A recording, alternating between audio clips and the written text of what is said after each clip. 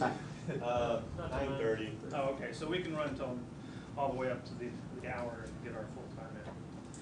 Okay. Okay, so the last time, before you had all your wonderful exams, we're talking about how heat's transferred to the surface and what the effect of different shielding gases are.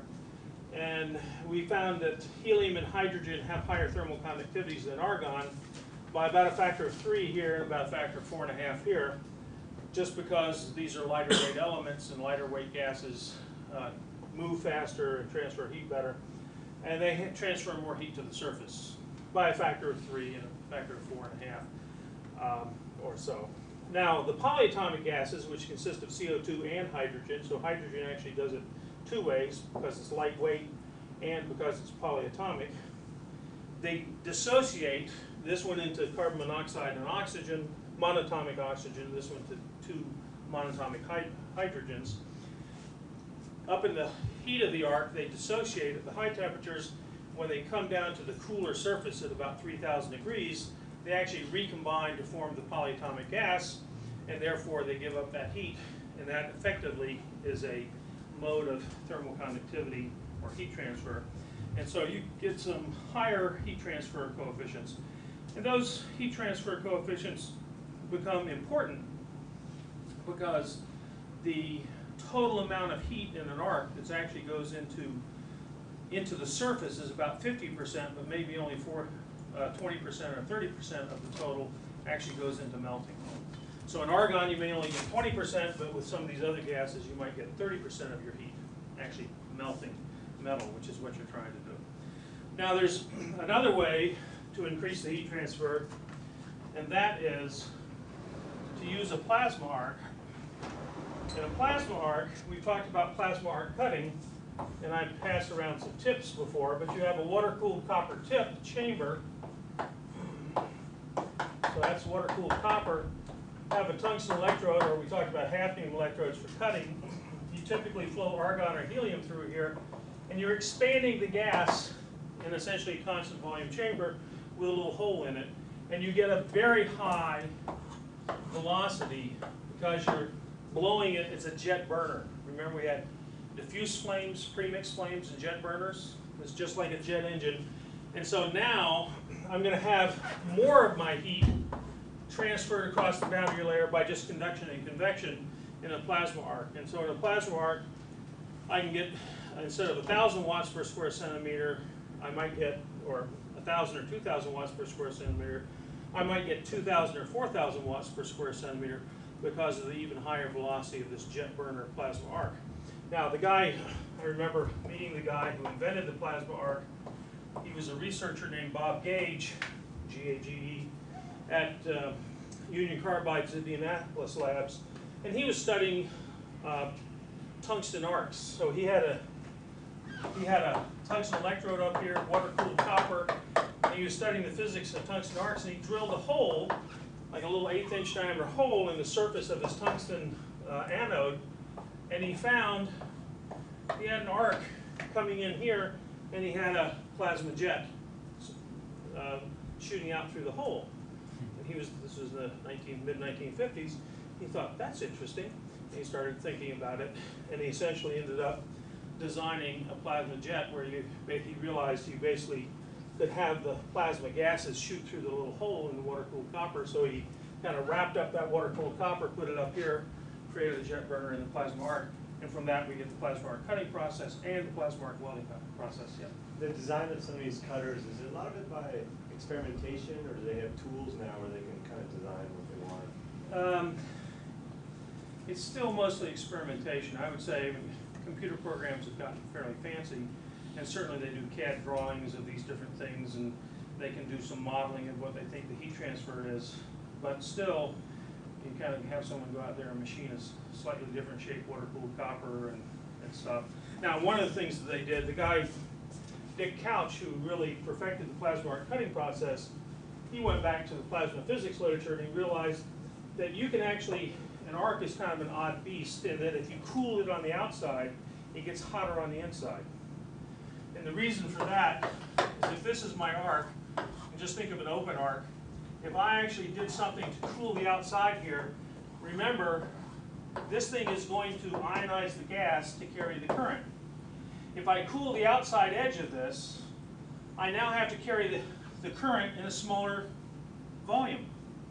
I'm compressing the arc by cooling the outside edges.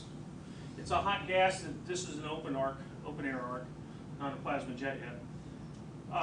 If I cool the outside, then I actually force the current to go through a narrower zone.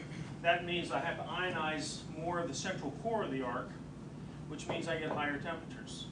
And it turns out that the plasma physicists had done situations where they actually had jets of water swirling around. They called it a wall stabilized arc, but they had a little helix of water going around a copper, and then they actually have water in here swirling around the inside edge, which would cool the arc, and they could get that up to 50,000 degrees in extreme cases. Now, this is just a physics experiment, it didn't have any use, but Big Couch actually said, oh, in a plasma jet, I could put some gases through the outside here, and that torch actually has swirling gases around the outside wall to help insulate this and cool this, but it actually also helps increase the intensity of that arc. So an arc's an odd beast. If you cool the outside, it gets hotter in the inside because you're imposing a current through a smaller area. Okay. So anyway, Bob Gage came up with this, and then Dick Couch kind of perfected plasma cutting, and is now a billionaire for it. And then plasma welding is not used that often because often you have to replace these water-cooled in plasma welding, the electrode and stuff, to get a good uniform behavior after a half an hour, or maybe you get an hour out of it when you're welding continuously. But when you have a high thermal conductivity base material, like aluminum or copper, you actually need that extra amount of heat into the base material because it's carrying the heat away. It becomes less efficient as the thermal conductivity of the base material is carrying the heat away faster. The melting efficiency goes down because you're melting less material. So it turns out one of the largest applications of plasma, or the largest single application, or maybe I should say the largest structure that I know that's made by plasma welding right now, is the space shuttle main tanks. Okay, you got heavy, relatively heavy aluminum, high thermal conductivity, and it turns out they use plasma arc welding for welding up these space shuttle main tanks down at the Michaud division down in Louisiana. That's Michaud, it's French. But everything in that part of Louisiana sort of started out French, like my grandmother. Any case. And they use plasma arc cutting in lots of other, plasma arc welding in lots of other applications, but it is a fairly maintenance intensive welding activity because you got some really high temperatures eroding away the copper and the tungsten all the time. Okay, questions on any of that? So, see, going back to the basic physics, you can kind of start to understand some of the variations in the processes. Some people teach a welding process course and they kind of go through the 199 processes in the back of the welding handbook and kind of try to describe each one. And I rather describe the physics of it. And so you can kind of go back and then look at a given process and try to figure out which physics they're applying there. Okay, no questions on that. What I want to talk about now is igniting an arc, because it's not the easiest thing to do. I can bring two electrodes together within a millimeter or so and have 1,000 volts across them, and air is actually an excellent insulator. Okay, I won't get an arc. The only way I get an arc, well, people used to discuss how can you get an arc, because they did know Sir Humphrey Davy actually brought two electrodes together and actually did get an arc. And back in the 1880s or so, there was something they called Paschen breakdown. And that's what, if you go back, actually, the welding handbook of 30 years ago used to talk about Paschen breakdown, where you have thousands of volts spread apart by a millimeter or half a millimeter, and you actually can get an arc to occur. However, it takes thousands of volts. The open circuit voltage on a welding power supply is 100 volts. So even though it was obvious that it couldn't be Paschen breakdown because it didn't have thousands of volts, the welding handbook didn't worry about the facts. Okay, they just concluded that partial breakdown was one of the things, and that's what the welding literature did. And frankly, I've sort of made my career by looking at obvious errors, and I mean, people didn't think very deeply about some of these things, and going and knocking down some of these things. Then there's field emission. Back in the 1920s, when people were studying vacuum tubes and stuff, people found that if you apply an extremely strong electric field, like 10 to the 8th volts per centimeter, that you actually can strip electrons out of the material. Remember, the electrons have decayed down to the Fermi energy, which is like 4 volts, 2 or 3 or 4 volts, depending on the metal, below the free state of the electron out in the air.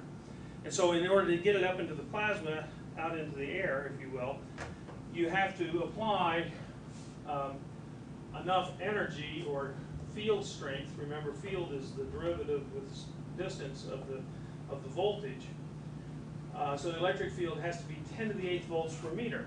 Well, it's not that easy to get 10 to the 8th volts per meter, although I have seen it once.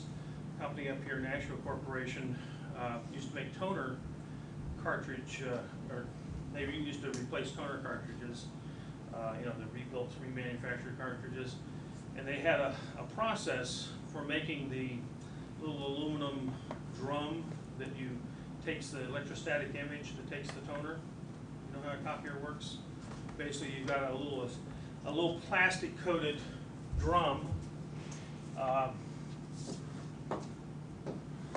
and it's a special plastic that they put on there, and this is rotating. You've actually, if you've ever looked in the guts of a copying machine, you basically shine light on the plastic, and the plastic will develop either a positive or a negative charge due to the presence of light. And so you put a static charge on this insulating plastic layer, then on the back side of this drum, you pass it past some toner. And the toner, if this is a negative charge plastic, then you have a positive charge on your toner, and to attract, and you attach toner to wherever you had charges. Toner is very fine plastic, made polystyrene and carbon black powder with some other things in there to take charge. If your plastic gives you a positive charge, then you use a negative toner, and so you can't just kind of, you have to, you know, match the toner with the machine. But in any case, then you go through, the whole thing goes, the paper comes through, and the toner is transferred. Actually, it's not transferred to the paper. The whole thing is, the paper is laid on this, and then it goes through a heater. Remember, the copier has to warm up. It's got a heater on this thing, and it melts the plastic onto the paper. Voila, you have a copying machine. You've now transferred black or whatever color toner to the paper, and then the thing just keeps going around in circles. Now, it turns out they were getting spots. They were making some of these drums, and they were getting a few spots, and they always showed up at the same spot on the paper. And it wasn't what they were copying. You could copy a white sheet of paper that had no spots, and they would get these spots at the same spot all the time. And they couldn't figure out what it was, and so they asked me to come up and look at it, and it turns out they had already done some SEM work, and they found that these aluminum drums, where they had these little spots, they'd excised them, and they found that on the surface of the drum, they had machined over. They used to do diamond point turning to get very smooth surface very quickly on this, and they would have a little very sharp inclusion of aluminum oxide that was in the aluminum. I mean, you know, aluminum, steel, they have inclusions in non-metallic particles. In this case, it was a very sharp point sticking up. And I said, what's the voltage on this thing? It turns out it's about 600 volts, okay, on this thing. And the distance is about 1/10 of a millimeter. And so if you just take that as, call it 10 to the 3rd volts, 600 is approximately 1,000, right? And 1/10 of a millimeter is 0.001 centimeters. And what did I say, 10 to the 8th volts per meter, which is 10 to the minus 5 meters. I end up with 10 to the 8th volts per meter. What they were getting was field emission from the tip of that little inclusion, that sharp inclusion. They were getting field emission even though they had not gotten a charge on the plastic from light hitting it. They were getting field emission. Electrons were coming through, charging up the plastic, and they were always getting towed at that spot. Yes? How does field emission SEM work? Field emission SEM, they actually have, you got 20,000 volts in the SEM, and they actually designed the electrode at the top, the cathode, so that you end up with 10 to the 8th volts per meter. So it's field emission. And you get, when you have field emission, it's a very, very sharply focused spot. Usually it's a sharp tip. You can enhance the electric field by about a factor of 10 by having a sharp tip, like a needle tip. And so they have a very sharp tip, and they get 10 to the 8th volts per meter. So in any case, field emission typically occurs with hundreds of volts, so it still doesn't work, and that's what the X's are. The next one that you find in the literature is separation of electrodes initially in contact. And the book on this is Ragnar Holm, Electrical Contacts. Ragnar Holm was one of the German scientists. Remember, after World War II, we actually brought over, we hijacked, kidnapped the best German scientist, Werner von Braun, the rocket scientist. Ragnar Holm was the expert in Germany on electrical contacts. And they brought him to the Westinghouse Research Labs in Pittsburgh, and he wrote this book called Electrical Contacts Theory and Application. It was written in, originally, he was born in 1879, so, but the fourth edition here is, it says 1958-67 was the copyrights, so. In any case, it's by Ragnar Holm. If you look up here, there's Ragnar, in fine print, in that Ragnar Holm underneath it has PhD, Honorary Doctor of Technology, and collaboration with Elsie Holm, PhD, both of St. Mary's, Pennsylvania. Okay, Elsie was his wife, and she got second billing because he was obviously short. Okay, but nonetheless, in the IEEE, Institute of Electrical and Electronic Engineers, the conference each year on electrical contacts is called the Holm Conference. Okay, because he and Elsie, in the fine print, essentially you kind of laid out the basic physics of how little switches and electrical contacts work and how they degrade and stuff. And Ragnar did a little analysis, or maybe Elsie did it, but Ragnar got credit, of separation of contacts, of electrodes initially in contact. Now, you've seen a few of my earlier lectures where we talk about two surfaces, and they have rough surfaces, and they come together at little asperity contacts. So think of this as an asperity contact. This may only be a micron or two in size, but if I've idealized this, or Ragnar idealized it, and he wants to measure the temperature based on a voltage across here. And if the voltage is supposed to be V0 over 2, I guess I've smeared it a little bit, plus V0 over 2 over here, and minus V0 over 2 over here. Temperature is some ambient temperature here, and he wants to measure T theta, what's the temperature in between. And it turns out all you have to do is write down the equation, and it turns out it's Laplace's equation. You guys know what Laplace's equation is now? Del squared whatever is equal to 0? Okay, come on now. Don't tell me you haven't had any math. Okay? Del squared of the voltage equals 0, or del squared of the temperature equals 0. You know what del is? Okay. D squared x dx squared?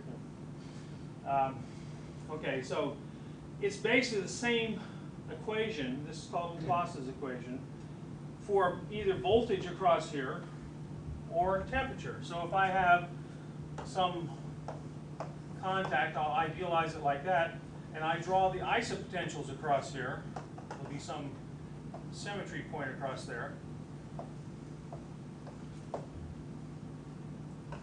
These two contacts, the isopotentials for voltage and the isotherms for temperature look exactly the same because I'm solving the same equation. Okay? It's a field equation for what's the voltage field or the temperature field across here. So Ragnar solves this, and if you're really interested, we can go through this. But he ends up with the equivalence of voltage proportional to the temperature in between here. If you initially separate these things, you'll have an electric field when you initially separate them because there's a voltage applied. And that will create a temperature as these things, as the resistance, the electrical resistance as you're pulling it apart goes from a low value to a very high value, infinite value, if you will. So as you pull them apart, you're going from low resistance to high resistance, and your voltage is going from low voltage to high voltage, and you're solving the field in between. As you pull them apart, you'll basically vaporize by resistance heating. As you reduce the force that these things are separating, you'll get such a high resistance with current going through it that you'll just vaporize it. And if you want to know what voltage it takes, Ragnar calculated the melting temperature for copper is equal to 0.41 volts, and for tungsten it's equal to 1.1 volts. Tungsten's the highest melting metal we have, 3,000 Kelvin. And if I go to the back here, in Appendix 10-2, he has a little table of melting and vaporization voltages. And the vaporization voltages for boiling voltage for copper, for example, is 0.8 volts. And for tungsten, it's 2.1 volts. So the point is, with just 1 or 2 volts across here, I can get temperatures of 3,000 degrees. Well, in a welding situation, I've got 100 volts. There's more than enough energy behind this thing, or voltage behind this thing, to generate tremendous temperatures. Once I get a plasma and some free electrons, the whole thing just avalanches on itself and I end up with a plasma arc. And so it turns out that whenever you separate electrical contacts, you have the potential to have a little arc. The current's flowing, you break that, and you can get an arc. If I go over here to the light switch on the wall, okay, now I turn them on, but when I turn them on, there's not an arc. But when I turn them off, there was somewhere in this switch, there was a little bitty arc. Okay? And in fact, in that switch, which typically is a 15 or 20 amp switch, they not only use silver contacts. If you go to the hardware store, you're allowed to pay $2 to $4 for one of the switches.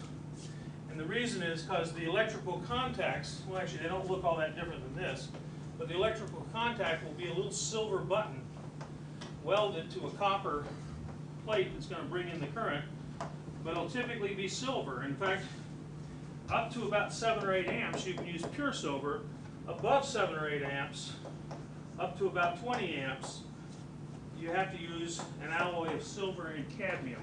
It's only about 0.1% cadmium, but you form cad oxide, cadmium oxide, but it's a composite, if you will, of very fine oxides of cadmium that they're not acting like these inclusions in the roll here.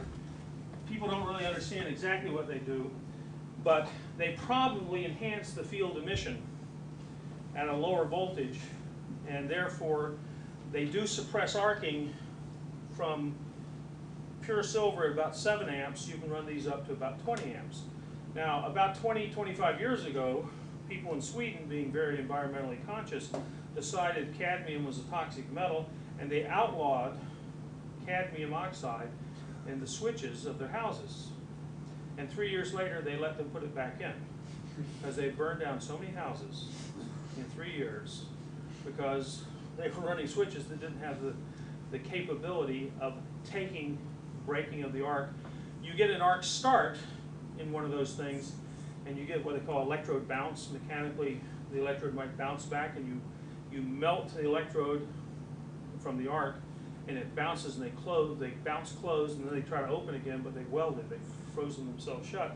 Now you've got the thing on when it's supposed to be off, and appliances and all kinds of other things start overheating and burning down houses.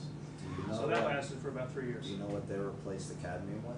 No, they didn't replace it. They allowed it to go back. There is nothing. I mean, for those 3 years. What they didn't replace it with anything. They just thought, well, actually, they may have used, people have tried silver tin oxide, but it doesn't work anywhere near as well.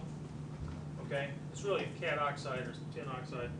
This is SNO2, and this is, I can't remember, I think it's just CaCDO. But anyway, Cadmium oxide is unique. It works better than anything else on the periodic table, and the Swedes finally went back to the cadmium. Now, how much cadmium vapor are we getting in the air from every one of those things? This is just an environmentalist run amok. Okay? So does that mean that, for instance, we have light switches in our house where when you flip it, you see the arc on the inside, like a little space between the... If you see the arc, it's time to replace that switch. Okay? The arc should be small enough that you wouldn't be able to see it. Okay? But if you see that arc, that switch is wearing out. Okay? Good time to replace it before you burn down your house. Brand new switch. Brand new switch? Well, I would still think about it. But you shouldn't be seeing, you shouldn't see flashes. Okay? Depends on how big a flash is. If the room is absolutely dark, you might see one of these little arcs, but they are very, very small arcs. I mean, it's designed to be a small arc below, I don't know, 10 to the minus 3 joules or something like that, because that energy level will not even, if it's in a hydrogen atmosphere, it probably wouldn't ignite the hydrogen. It doesn't have enough energy to do it. Once you start getting up to 10 to the minus 1 joules or something, there's enough energy in that arc to start igniting other things, if combustibles are around. But you shouldn't, I mean, you really should not be, if you see actually a flash like someone, I don't know how to describe it, but it looks like it's the size of a grape or something. If you see some light source that looks like kind of the size of a grape or a pea or something, that's too big. Okay. So you may have a defective switch. I don't know. I would certainly think about changing. So anyway, you can ignite an arc with touch start, and in fact that's exactly what most welders do.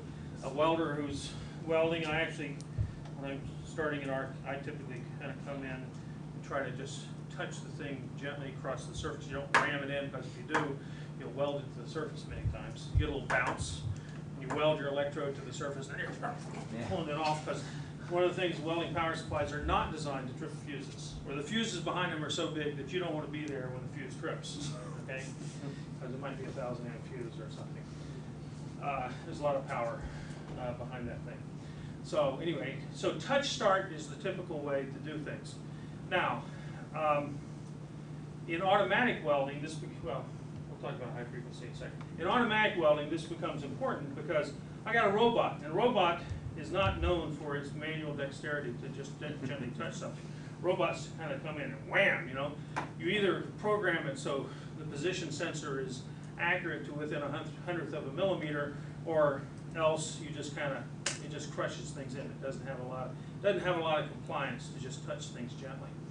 So I can remember viewing some robotic welding applications. One place where they basically, the robot, after it had finished welding on this great big heavy pressure vessel nozzle, it would come over, and they had a little flat piece of steel on the post, just off to the side of the post of the gantry that held the robotic welding arm, and the thing would come over, and a machine would come over, cutters, wire cutters, and would snip the end of the electrode.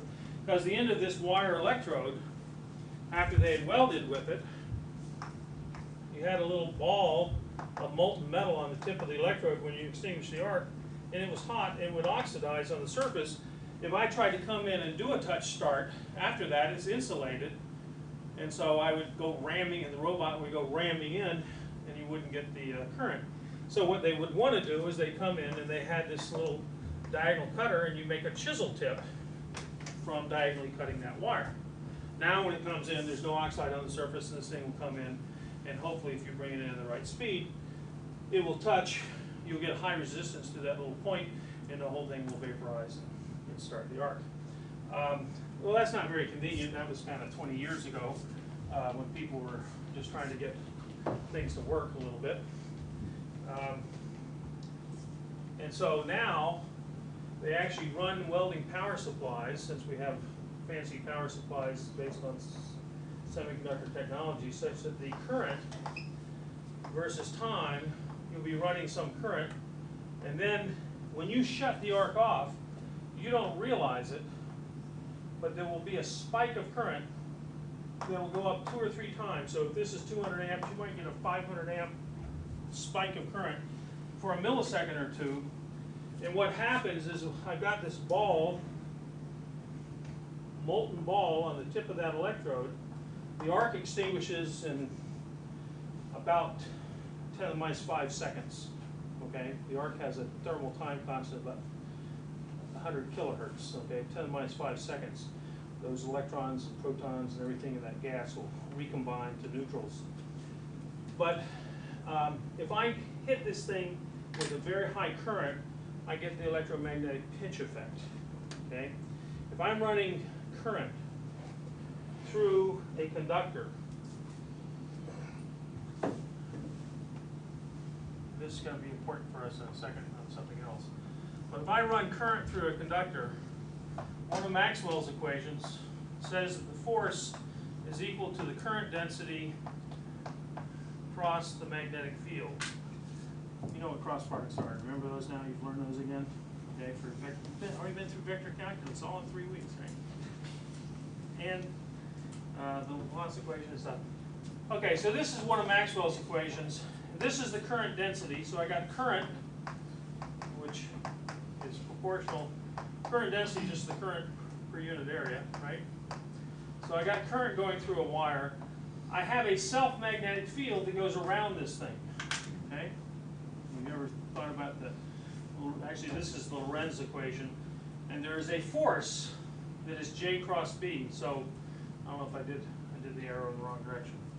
The right-hand rule says that the magnetic field, J cross B, if the current's going in that direction, the magnetic field is going in this direction. Okay? And the force, now, you've had vector calculus now.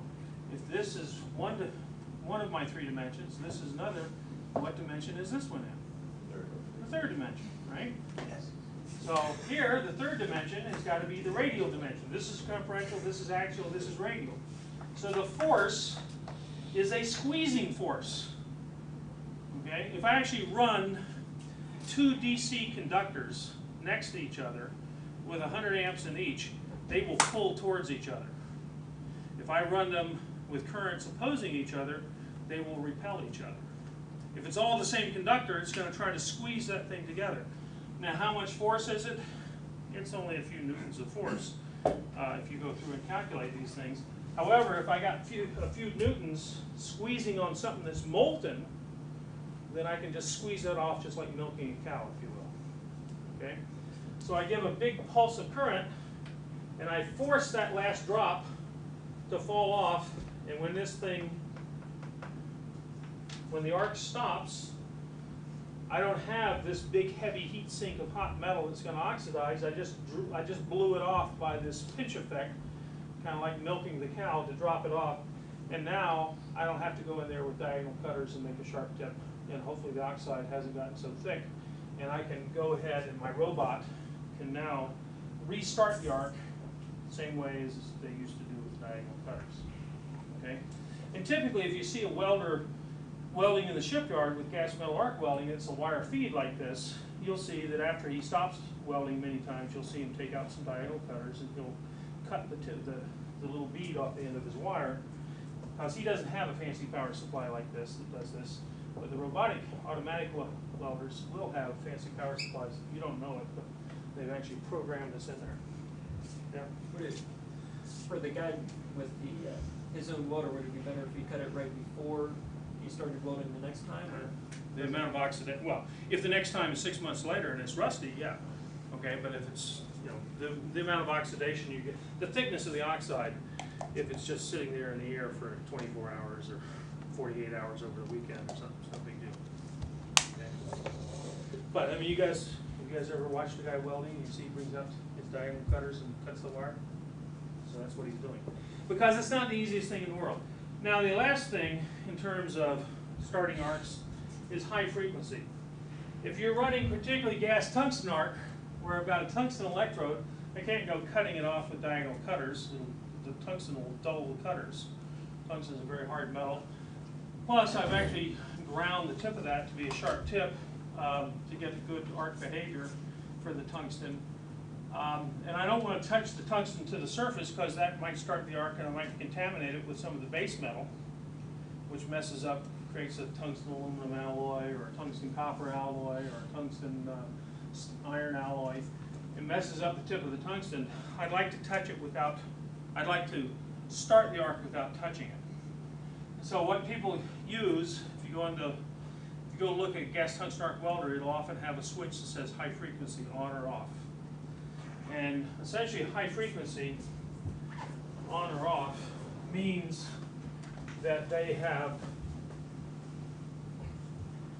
introduced another arc in parallel, or not in series, in the machine, such that if this is my electrode in the arc, the current versus time, I might have some average current, but I will have a high frequency noise, typically on the order of 100 kilohertz, but actually, well, typically might be 10 kilohertz. Well, no, they usually keep it out of the audible range. So the audible range is up to 20 kilohertz. They usually keep this above the, most of the energy above the audible range, because otherwise you're going to have a noise that's going to give someone a headache. The dogs may not like it, okay, hear higher frequency, but it's usually even higher frequency than that. However, if someone's got a radio on in the area, you hear hash on the radio when they turn the welder on, because the high frequency is generating radio interference. So you're putting an RF signal on top of your current, and it turns out very high frequencies in the RF range will essentially cause oscillation of those electrodes on those atoms, and you can strip electrons off individual atoms. And one way to prove this, someday I ought to get a Tesla coil and plug it in and bring in a fluorescent light. You can take a fluorescent light that's not plugged in. You can take a Tesla coil, which is generating RF noise, and you can hold it up next to the light and the light will blow.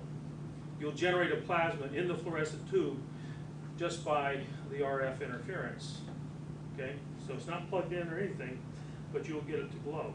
But you only get it to glow in that long tube. You won't get it to glow from electrode to electrode. You only get it to glow where you have sufficient RF strength. So you kind of make one part of the fluorescent light glow with a high frequency noise. Well, so they do that, have high frequency, and actually the switch will be on, off, or an intermediate. Well, it'll be on. There might be, I think on mine it's actually, it's either on or off, and then it has continuous or just on startup. And on startup, it means you keep the high frequency on for the first 3 or 4 seconds of the arc, and then it takes it out of the circuit. Or continuous, you run it the whole time. And it turns out, if you're welding aluminum, which has its own oxide, which creates a problem in arc stability, you might want to run it continuous because you keep on reinitiating that arc over and over and over. Okay? So those are some of the principles of arc starting and how things are incorporated for you without your knowledge in the welding power supply. Any questions? Okay. Now, plasma jets. In the Handbuch der Physik in 1954-56, a guy named Macker in Germany pointed out, although some people already knew it, but he actually did some of the calculations. This is a plasma jet, just like I was talking about the electromagnetic pinch and the Lorentz equation. If I have an arc and I have the Lorentz equation, I have current going through here, but the current density is higher up here where the arc has a smaller area than it is down here where the arc has a larger area. And therefore the Lorentz, and this is just showing you J cross B. And I think I probably, oops, I got the arc going the wrong direction there too. Anyway, go on. This is the left-hand rule. Anyway, J cross B and the radial directed inward force. Well, the force here is of the big, heavy blue arrows, and since J, if you will, the magnetic field is proportional to the current, and so in absolute value, the force is going to be proportional to J squared, magnitude. Okay? So if J is higher up here, I'll have a bigger force up here and a lower force down here. It's radially directed inward. If I have a big force on one side of a fluid and a small force on the other side of the fluid, I get fluid flow, right? Unbalanced forces in a fluid. I've now got convection going on. And it turns out Macker in the mid-50s pointed out that he calculated it, and the velocity is on the order of 500 meters per second. This is very fast. Faster than a speeding, actually it's about the same speed as a speeding bullet. Well, some bullets are faster, but it's a very high velocity. If this was atmospheric pressure and not a rarefied gas, it would be supersonic. Okay, it's not supersonic. It's not breaking the sound barrier because the density of the gas is so much less than atmospheric. But if it's atmospheric, that would be above the sound barrier. So in any case, there's a very strong plasma jet, and that plasma jet leads to a number of things. One, it depresses the surface of the well pool. I have a gas jet blowing on a liquid pool, and the gas jet is at 500 meters per second. It can depress the surface of that well pool. It turns out at 100 amps,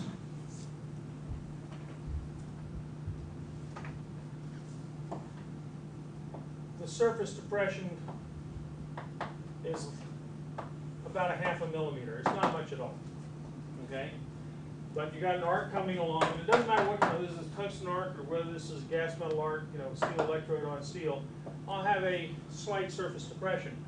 But somewhere around 150 to 200 amps, I will actually get an instability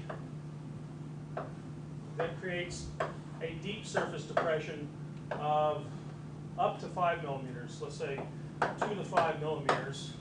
As the current goes up, the plasma arc, or the surface depression goes up. So this is 100 amps, or below 100 amps, up to about 150. This would be 200 amps. And if I keep on going over here, at 1,000 amps, I will just blow metal out of there. I have a strong enough jet that I'll just have a little bit of metal left in here. I'll just be spattering metal all over everywhere. The jet is getting strong enough because it's going up at J squared. This is 4 times the strength of 100 amps. And this would be 100 times the strength of 100 amps. So you very rarely see people welding at 1,000 amps because it just blows metal all over everywhere from the plasma jet. Now there are other effects of the plasma jet, but let me talk about some of these things. When you get this thing to 2 to 5 millimeters, I end up with an unstable process, and some of these walls will sometimes, you have to think of this in 3 dimensions, some of these walls will collapse in on themselves. Okay? And if I'm traveling, which I am, on a traveling weld, and this may not be a manual welder, most manual welders, we like to keep them down in the lower current regime because they can control this pool, they can't control this pool as well. But when we go to automatic welding, I can get 300-400 amps, and I now have to worry about getting this whole thing set just right. Some of the things I can do is I can tilt the electrode. And by tilting the electrode, the jet's not hitting straight down, it's kind of glancing off, and so I might get some improvement. But essentially, I can end up with the walls collapsing in on themselves and introducing defects. To give you an example, this is a gas tungsten arc weld, but actually I can put it on here and see it up close. I'll pass it around. No, it doesn't look all that great on here, but this is just what we call a humped bead defect. And it's just the plasma jet is scouring the bottom of the pool. If you look at the bottom here, there's no weld metal with the valleys here, and it's just pushing it up behind. In fact, I often liken this to a motorboat going through the water.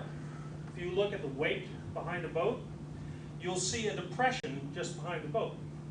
This is just good old Bernoulli. Everybody know what Bernoulli is? Most of you have had a little fluid flow. Is this one of your courses this summer or not? It's fall. Oh, this fall, okay. Well, you're going to learn, those of you who haven't had Bernoulli. Bernoulli just says that the kinetic energy and the potential energy of a flowing liquid have to equal a constant. And the faster something flows, the less potential energy it has. And potential energy is proportional to the stagnant pressure, and so if I have more kinetic energy, I'll have less of a local pressure, and I'll end up with a depression. And so when you run a motorboat through the water, you'll see a depression right behind the boat as the boat is essentially gouging its way through the water. It's creating a surface depression, And right behind it, you see that surface depression as the the water is wrapping around the boat at a higher velocity. You get behind it, and it comes back, and that surface depression, if you look further back, you actually see a hump as the water comes together and it creates something above the surface level of the lake. We'll talk about lakes, since oceans tend to have a lot more waves, right? Okay, but a stagnant surface, you'll see it up above the surface. And that's Bernoulli, because when the two streams come together and stop, you end up with a higher pressure behind.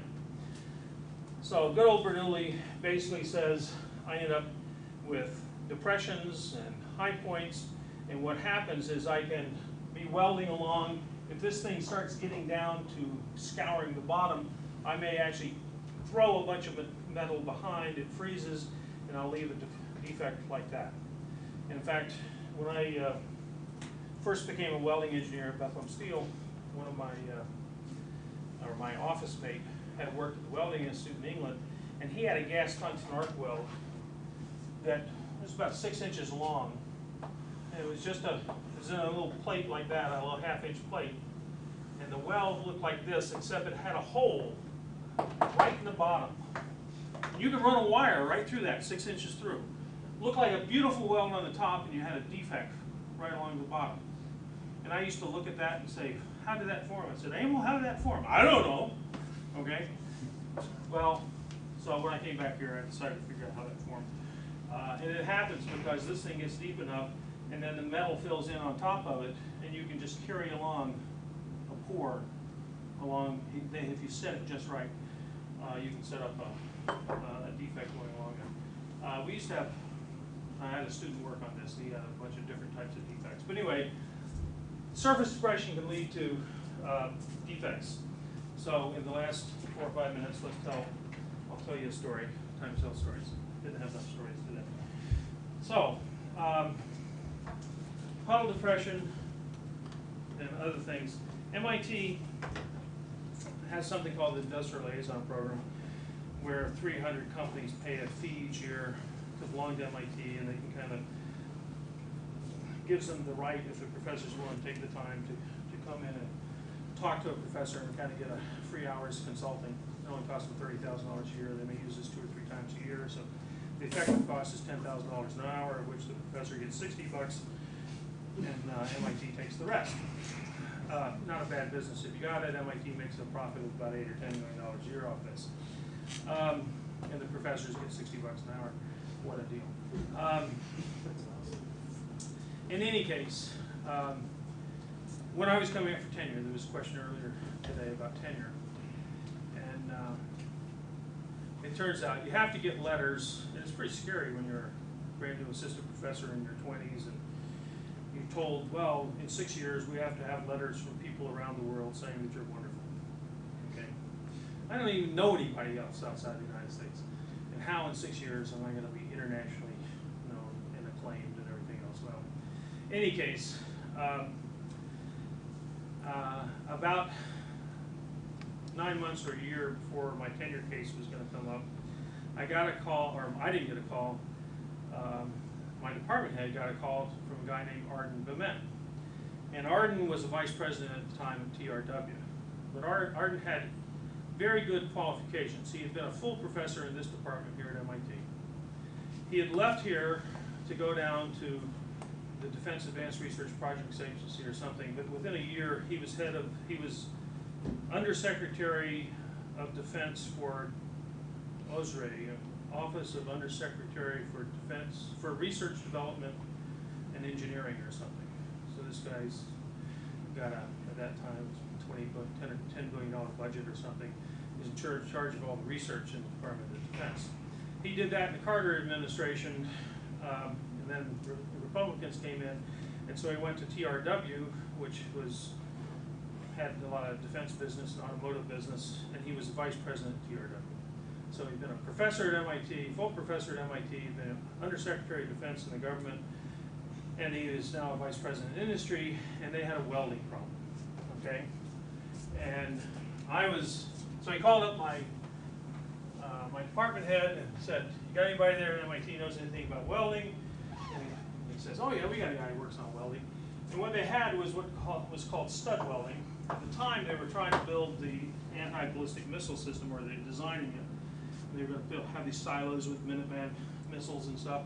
And they actually had they're going to have concrete reinforcing bar, 13, number 13, which means no, it's number 11. Goes up to number 13 maybe. Is the largest. But number 13, reinforcing bar, you've seen the reinforcing bar for concrete. It's this kind of ribbed bar.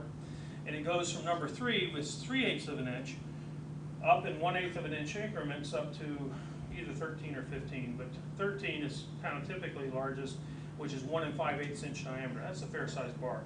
But for these missile silos, they're going to use number 11 rebar, which is still 1 3/8.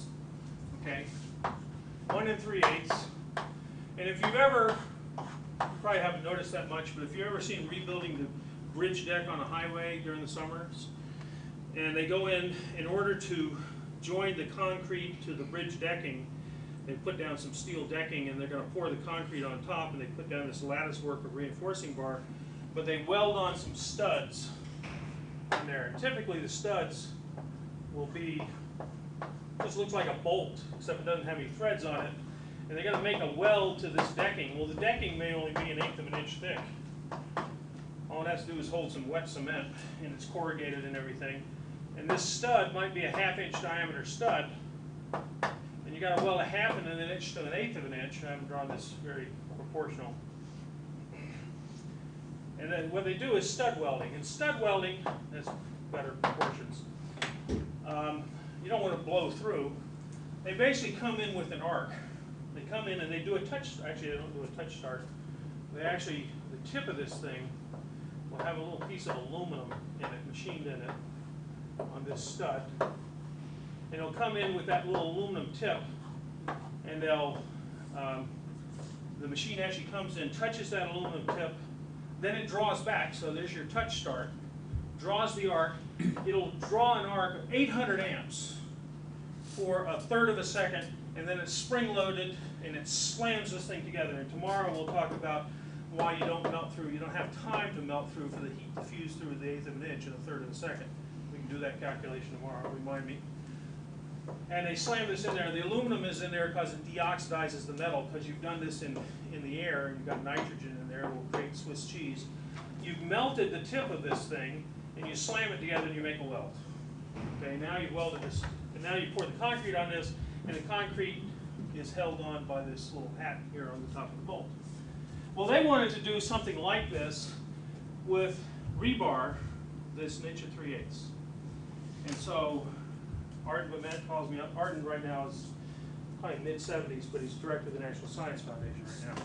Okay, but Arden calls me up, and after he got my name, he says, Tom, we'd like to hire you as a consultant, come out here to Cleveland, talk to the Nelson division of TRW, and help us with this problem, because we're going to build all these missile silos, and we don't know how to do it. So I go out, I said, well, Arden, I've never done stud welding. I'm only 33 years old at the time, okay? I've never done stud welding, don't really know anything about it. I don't know if I can help you or not, so why don't I come out under the Industrial Liaison program? It won't cost you anything. All you have to do is pay my travel, and I'll come out there for a day for free. So, oh, if you're going to do that, why don't you give us a seminar? So I come out, I give them a seminar. We go over to the Nelson Stud Welding Division for an hour, and they agree they'll hire me. They agree they'll hire me for 3 days, even though I tell them I don't know anything about stud welding. And so I go out there for 2 days. And on the first day, they tell me that they've been working on this problem of how to do this with these studs, 1 3/8, large diameter, not 1/2 inch. They knew how to do a 1/2 inch. You got 800 amps, and you get some spatter and everything. But when you do 1 3/8, you're talking about 2,000 amps. And now the plasma jet strength, square 20, is 400 times stronger. And not only that, it tends to arc to one side, and when you're all done, you end up with a chisel tip electrode that looks like that, and you try to slam that into the surface, and you don't get a full weld, okay? Because the arc blows off to one side, from the magnetic forces, and you end up with something like this. It's a bad weld. Plus, there's spatter all over everywhere.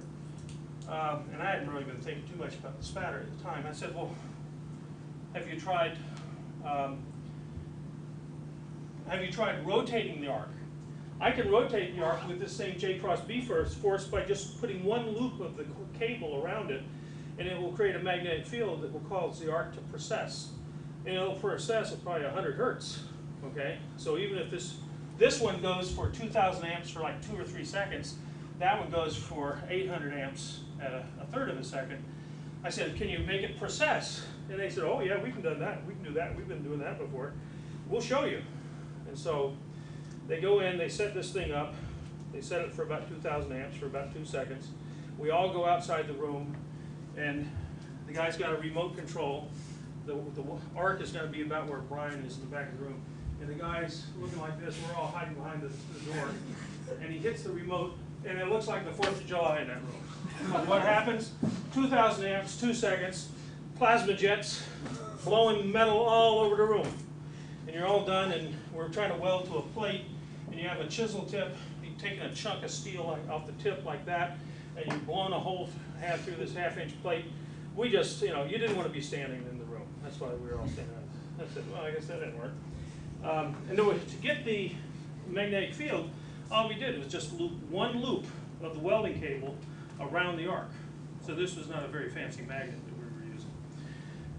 So we talked about it some that day, and they were all busy, so they kind of sent me back to my hotel that night, and I had dinner by myself at some little steakhouse across the street. So I was sitting there, I was trying to think about this, and I was thinking about plasma jets and spattering of arcs, not what most people think about, and I thought, oh, you have the same thing in submerged arc welding. In submerged arc welding, we talked about it briefly, you have the electrode, and you kind of mound the whole thing up with sand, and you actually run submerged arc at 500, 600 amps many times, but the molten flux, this molten glass of sand, actually catches the spatter and throws it right back into the pool, because the steel is more dense than the glass by about a factor of 2. And so in submerged arc welding, you would have that same kind of spatter in a 600 amp arc, just like they had it over there on the 800 amp stud weld, only it's running continuous. But in submerged arc, you're getting deep gouging. You get very deep welds in submerged arc, okay? Big deep welds, because you're actually gouging through the surface, and the metal's flowing back in and being caught by this catcher's mitt of slag on the top. And so the next day I came in and I said, do you have any submerged arc flux around? And they said, yeah, we got some. I said, can you make me a little dam just out of sheet metal, about this big around, about 2 inches high, 2.5 inches high. So we took our rebar, 1 3/8. We put this little dam around it. I filled it up about 2 inches deep with submerged arc flux, and I said, drop your current from 2,000 amps, that's still too strong. I said, drop it to about 800 amps and run it for 10 seconds. They said, why do you want to do that? I said, trust me. So we did it, we all got behind the door, and they said, okay, go ahead. And then after a second or two, someone says, hit it. He says, oh, I thought I did. He keeps on trying to hit the remote control. And then after about 10 seconds, the plunger plunges, and we make a beautiful weld, and no one even knew it. There was no spatter, because all the spatter was caught by the submerged arc flux. It was in the little dam, and the current was way down. I'd reduced the magnetic fields, okay, or the plasma jets. I caught the spatter. I had to increase my heat, and it made a beautiful looking weld. And we all looked at it, and this is another dumb luck sort of story, okay? And everybody says, wow. And so then we'll talk about this next time, they actually made the weld over here on a 1/2 inch plate, and they actually grounded it over here, so the current had to go like that, which would have been the absolutely worst condition for melting this chisel tip. Did it that way, and made a beautiful weld. Nice fillet around it. So, okay, this story's getting a little bit long, but still got time. So, okay, 2 days of consulting, and then we decided we tried, my 3rd day, we did some stuff back here in the lab for them. And I'd call them over the next couple of months, and they would ask me questions, and eventually my name ended up on a patent okay, for TRW for this process, but they were never very enthusiastic about it. And finally, one day on the phone, I said, "You guys don't seem to be all that excited about this." They said, "Well, frankly, this is sort of like Polaroid cameras. We'll give you the camera if you buy the film, or we'll give you the laser copier if you buy the toner cartridge, right? We don't make any money off the power supplies. We make our money because we machine the tips of these things and put the aluminum insert in there, okay? That's where our profit is. And you developed a process where you don't need the aluminum tip. You don't need to machine the tip to a bevel. You can use the sheared end of a rebar. And if we come out with this process, you're going to destroy our business." Which is why they patented it, by the way, because they didn't want a competitor to come out with it, okay? But they also didn't want to pursue it. So the patent was basically to deep six it. So the other part of the story is, okay, I got the patent. Arden Bemet wrote a beautiful letter for my tenure case, okay? So I did get something of value out of it, okay? And he wrote a very nice letter, and he had impeccable credentials. And anyway, we were successful. About 5 years later, I was at the Welding show where they show, kind of walk through this great big convention hall, and they had one of these welds on one of the displays. They had displays of stud welds they had made, and there's this big, large diameter stud, and I could tell from the nice little fillet around it, it was one of my welds. I said, "Oh, what's that?" And the guy started telling me about this process that they had developed. I said, "Oh, how's it work?"